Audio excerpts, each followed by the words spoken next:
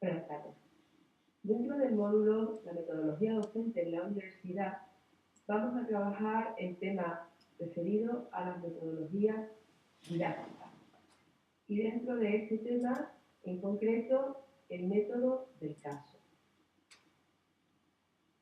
La formación a través de caso es una metodología reciente que tiene sus antecedentes en determinadas disciplinas académicas.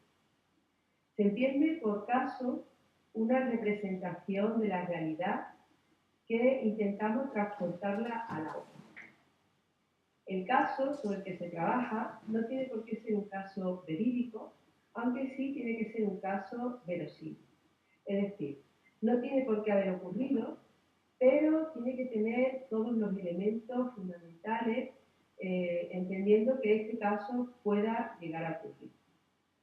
El caso se puede ir construyendo conforme vamos avanzando en el proceso de enseñanza-aprendizaje, o también los casos pueden venir fijados o predeterminados antes de empezar el propio proceso docente. Todos los casos pueden estar constituidos bien por elementos objetivos, pero también por elementos subjetivos.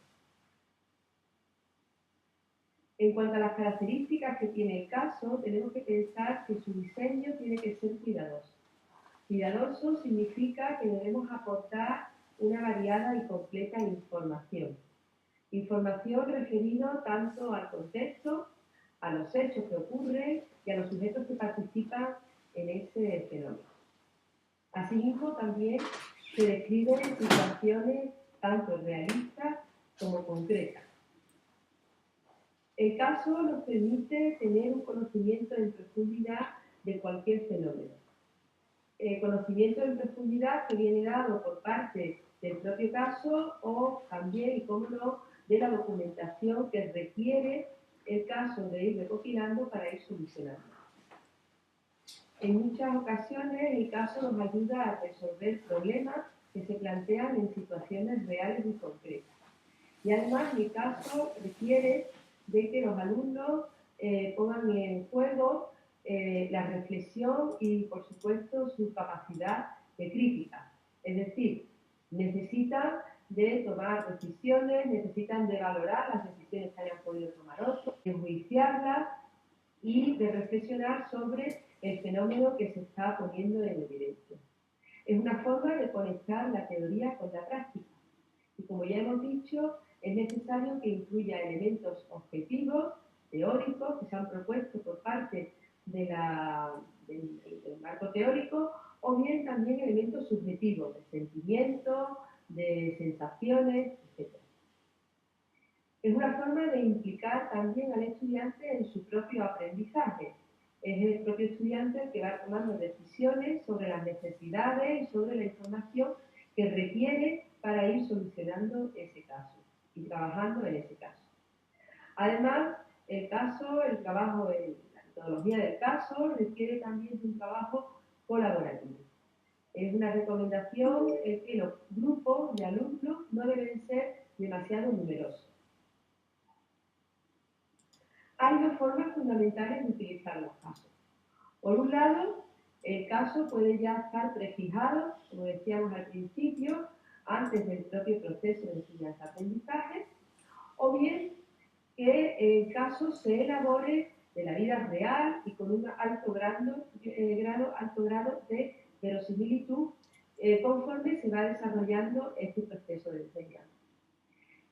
En ambos casos, y en cualquiera de las situaciones, estos casos son susceptibles de combinar tanto el trabajo individual como el trabajo en grupo de alumnos. Y en ambos casos también hay un compromiso entre lo que es la teoría y la práctica, de forma que se permita la integración crítica de todos los elementos conceptuales que se incorporan a la resolución del caso. Hay distintas modalidades de casos. Tenemos por un lado los casos cerrados y en estas circunstancias pues podemos ver que se nos pueden plantear dos tipos de situaciones. Por un lado, casos donde el objetivo fundamental es la resolución y el estudio de un hecho en concreto, de una situación en concreta, o bien casos que están centrados en el análisis crítico de las decisiones que se han ido tomando. Es decir, por un lado, tenemos esos casos cerrados en el que el sujeto, el alumno, cuando lo recibe, ve que la situación se plantea un problema, pero que este problema se ha resuelto y que el objetivo de la presentación de ese caso puede ser, por un lado, estudiar esa situación o bien estudiar la toma de decisiones que hay alrededor de la solución de esa situación. Pero también hay otro tipo de casos, como pueden ser los casos de resolución de problemas y toma de decisiones, en que el objetivo fundamental de ese caso es que el alumno vaya resolviéndolo conforme vaya evolucionando su proceso de aprendizaje y vaya tomando decisiones en cuanto a los problemas que van surgiendo. En este caso no se pretende que el resultado o el producto final sea único, sino que en estos casos pues es probable que cada grupo de alumnos proporcione o llegue a una solución diferente. Y por último, también tenemos los casos de simulaciones y juego de rol, donde se le pide al sujeto participante, al alumno en este caso, que adopte un determinado rol, una función, y que en función de ese papel que adopta vaya tomando decisiones y vaya progresando en la resolución de ese caso. En el estudio de casos, en este tipo de metodología, se fomentan diferentes tipos de aprendizaje. Por un lado, lo que serían habilidades cognitivas, de crítica, análisis, síntesis, evaluación, pero también se fomentan aprendizajes de conceptos y, cómo no, cómo esos conceptos son necesarios aplicarlos a una situación posterior. También se aprenden habilidades sociales y habilidades para trabajar en grupo en general. Por otro lado, hay un acercamiento también a la realidad y los alumnos son capaces de sensibilizarse con diversidad de contextos y con diferentes tipos de personas. Hay también un aprendizaje en cuanto a hacer posible el afrontar diferentes tipos de problemas. Se reducen actitudes inseguras y temerosas y los alumnos se sienten más seguros de las decisiones que van tomando. Hay también una disposición hacia la escucha comprensiva y la escucha activa de otras opiniones que pueden ser divergentes a las propias y que en un momento dado, por el bien del grupo y de la resolución de ese caso, hay que aceptar. También se aprenden habilidades para la comunicación y para la expresión de ideas. Hay una gran motivación por el aprendizaje y también el alumno se introduce en un proceso importante en toma de decisiones. Para diseñar un caso es necesario seguir una serie de pautas. En primer lugar, hay que pensar en un tema que sea relevante para que los alumnos consigan una serie de objetivos. Y por eso es tan importante identificar los objetivos de aprendizaje. Hay que plantear, en un tercer lugar, una situación en la que se presente, por un lado, unos antecedentes, es decir, se resuma un poco el contexto en el que esa situación se va a enmarcar. Hay también lo que se le llama el cuerpo del caso, es decir, un poco de desarrollo de la situación que es importante en ese caso, las características del entorno y el cierre.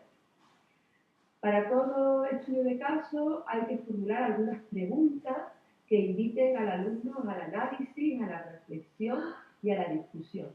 Estas preguntas muchas veces pueden ser proporcionadas por el profesor, pero también en otras ocasiones las preguntas pueden proceder de los propios grupos de alumnos.